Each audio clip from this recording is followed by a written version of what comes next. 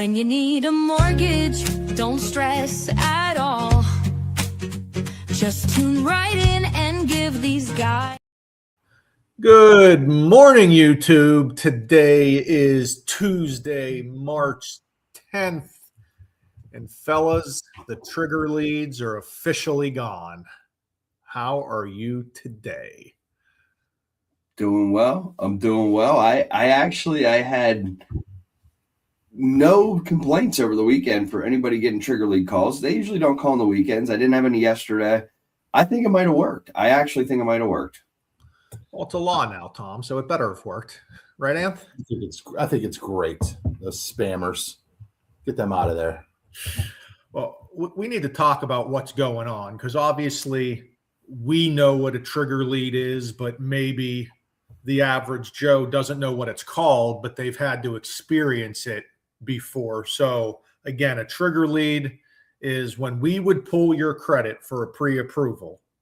The credit bureaus themselves were allowed to sell pieces of information about your credit pull. Now, there was no personal information, but it still said your name and that you got your credit pulled for mortgage purposes. And because our credit is coded for that specific reason, Tom, it's pretty easy to tell why you would get your credit pulled for mortgage purposes. And of course, a buyer can shop around, but boy, were those trigger lead loan officers scummy. I don't know.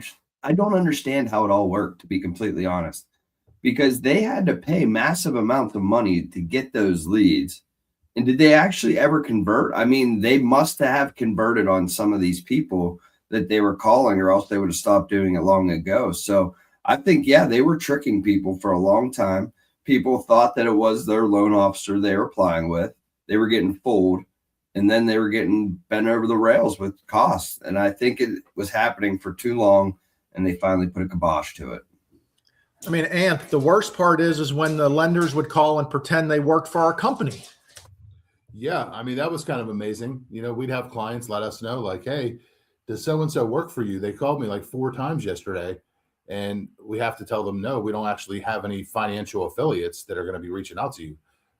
But the way they handled it, I mean, either way, those trigger leads were cold calls all day long. So you've never had a relationship with those people. They just saw you applied for a mortgage, you were trying to get financing, and then next thing you know, you had 30 phone calls, within the same day. So yeah, and that's the thing. And when we say 30 phone calls, I had a client last week, right before it went into effect, he said it was 40.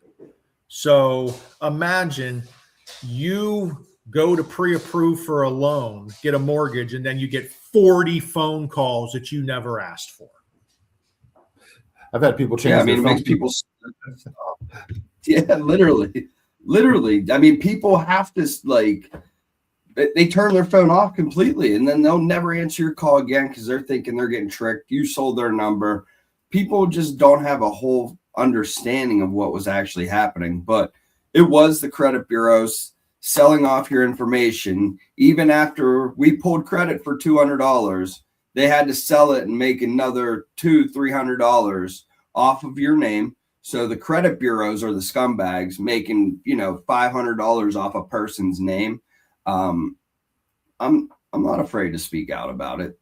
They're all scumbags. And it made our job so hard because, of course, any normal person thinking if Ryan just pulled my credit and I got 40 phone calls, what the hell did Ryan just do? When we had nothing to do with it, and it was awful. Thank God, the government doesn't do good things all that often, but this law being put into place, I think finally is something good, and it was years coming, and thank God that it's here.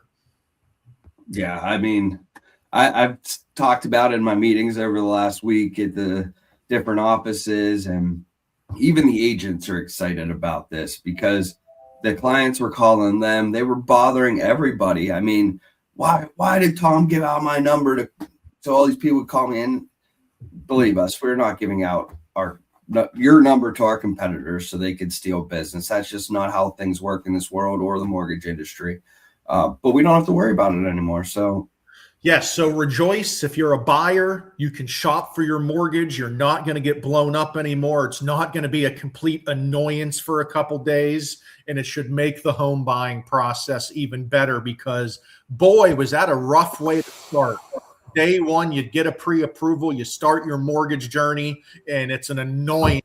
You want to just punch yourself in the face because your phone won't stop ringing due to cold call sales calls, all because you're trying to pre-approve for a mortgage. So 2026 is only going up from here.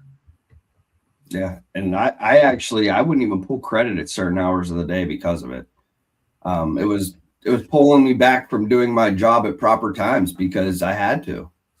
I would also pull credit at night, hoping that that would not get a trigger to someone else to start blowing up the client there. So yeah, I agree. So definitely a big plus in the mortgage industry. And that kind of dovetails into our next topic. And for our PA realtors out there, it's page 4 of your sales contract and the little mortgage box that you got to fill out. I put up an example of one here because, frankly, guys, I see this box blank, half filled out, not filled out properly a lot of the time, which, in my estimation, you're going to leave your client up to some liability if something happens in the transaction. Yeah, I mean, this box is everything for the mortgage. It tells exactly how they're getting their mortgage, percent down, the term, the type of loan. It has it all in there, the rate. So if that mortgage is in those confinements, it's going to be okay. I can't tell you how many times I see this box. It only has conventional or FHA loan written. It never has FHA loan. I'll take that back. It only has conventional loan written in it because they don't accept FHA loans. So conventional is all I see sometimes in this box, and it couldn't be more wrong. And you are hurting your buyer. And the biggest one, the mortgage lender being blank or TBD, or frankly, just the wrong lender. I mean, this is part of the contract. If it's not filled out properly, that's a problem.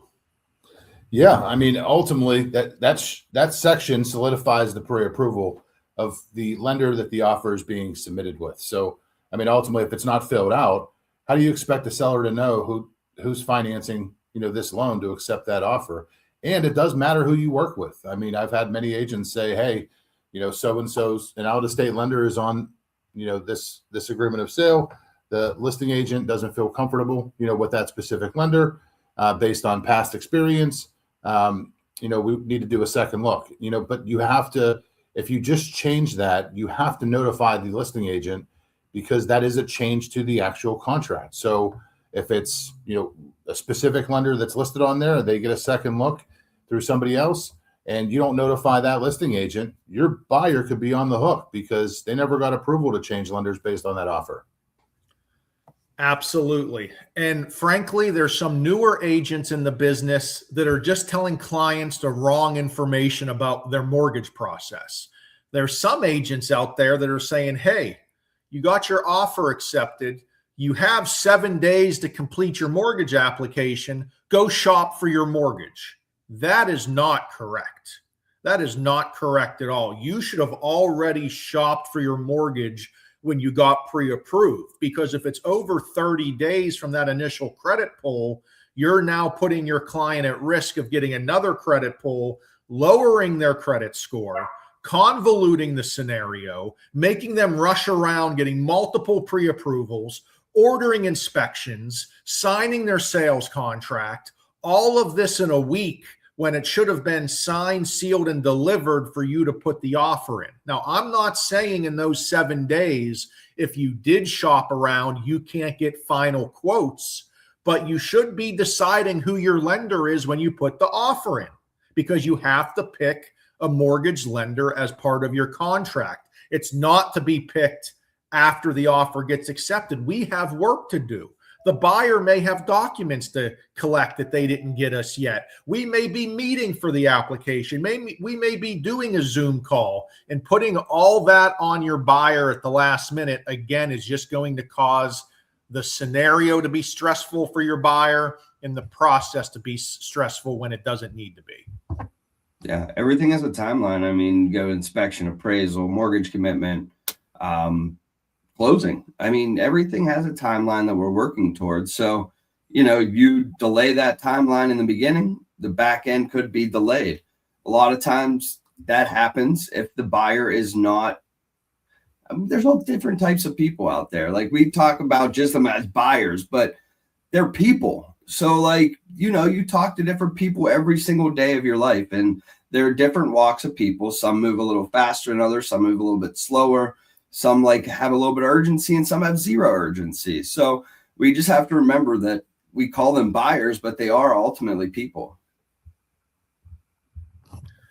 Well said, Tommy. Well said. But yes, please, if you're a realtor, we know your contract is that most important document for you guys. Just make sure that mortgage section is filled out correctly, because we don't want your clients to be at risk. Anth, send us out. Right on. Later, boys. Let's rock and roll. See you boys Friday. See you guys. Tom Ryan